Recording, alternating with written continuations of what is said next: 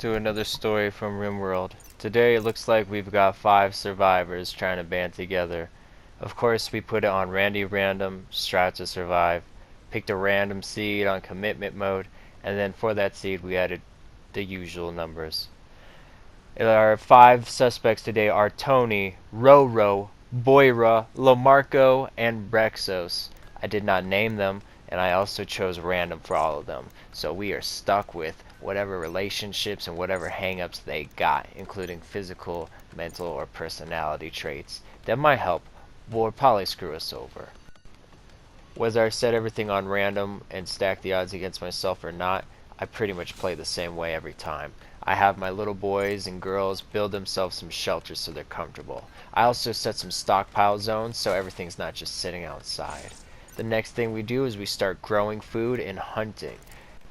Now, unfortunately for my little family of 5, I did accidentally make some mistakes in this playthrough since I haven't played in a long time. One of those was setting a high priority for my guys to tame animals. Now, we already came with a few pets, but eventually we ended up with iguanas, raccoons, rabbits. It was a little too much. And even a cougar. Don't worry, there's going to be more on that later. When it was time to name ourselves, we became the Big Babas. And as you can see, Tony was the culprit. He kept taming rats and naming them Rat 1, 2, 3, so on and so forth. He's not very creative. After a little bit of fidgeting around with everyone's schedules, I was able to just sort of set the game and forget it, and they actually started thriving for a while. Then a trader showed up, and we had to swap some goods, which was always great.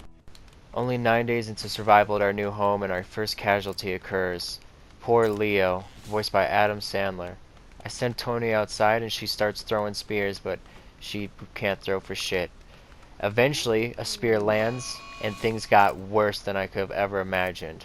Something called Warg Revenge kicked in, an event where a warg goes crazy and attacks any humanoid until they're dead. Well, not till they're dead, but he did knock down one of our friends here. I think that's Roro he knocked down. Eventually, thank God, that's Brexos, knocks it over with an arrow. After healing them back up, everything goes back to normal, but this is sort of a rocky 9 days in. This is the beginning of the end for us, this first injury. Then we get news from a tribe telling us that there's a jade statue worth a lot of money nearby. And even though one of our guys just got hurt, I decided, as leader, that we're sending these 2 out.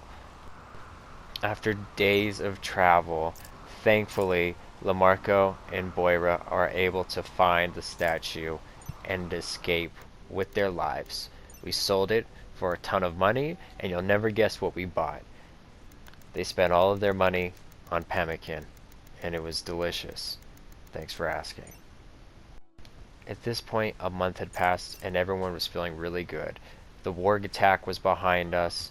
We had made so much progress that we had actually started growing and rolling our own smoke leaf joints. Nothing could be better at this point. The tribe dynamic even evolved. Boira is Roro's mother, Roro is dating Tony, and Boira just started dating Lamarco. They've got their own bed in their own room. The cougar sleeps in the kitchen. They've actually all got standing beds. And overnight, Brexus usually does all the research for us, which is fantastic. Nothing can screw this up. Just when things are at their best, tragedy strikes, and Brexus is bitten by a tortoise and dies. Shortly thereafter, our compound is raided by 2 people, a man with a gun and a woman with a knife. Now the gunman suppresses us. Tony hops over cover to kill the knife woman and is shot in the back. At this point, we have lost 2 people. Tony's not down, he is dead. There's 3 people left. Roro, her mother Boira, and Boira's boyfriend Lamarco. Now while we've got the woman knocked down, it's time for Boira to come in. She wakes up and she does her best to sneak in position behind the gunman.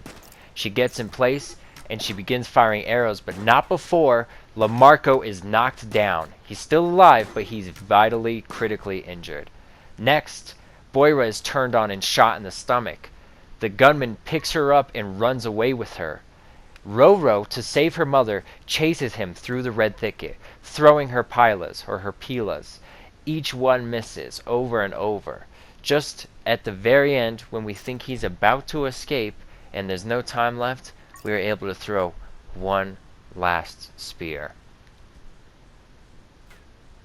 And it misses. He escapes with our mom, and all we can do is try to recover. Thankfully, soon, a chef shows up named Hedgehog, and we let him stay with us and help us live and, basically restore the area in return for his protection. So while we're cooking and hunting food, he's just protecting the place. That is until we pick off a little more than we can chew. As Ro-Ro, we accidentally tried to hunt a Meefalo that we couldn't handle, and the whole pack comes for us.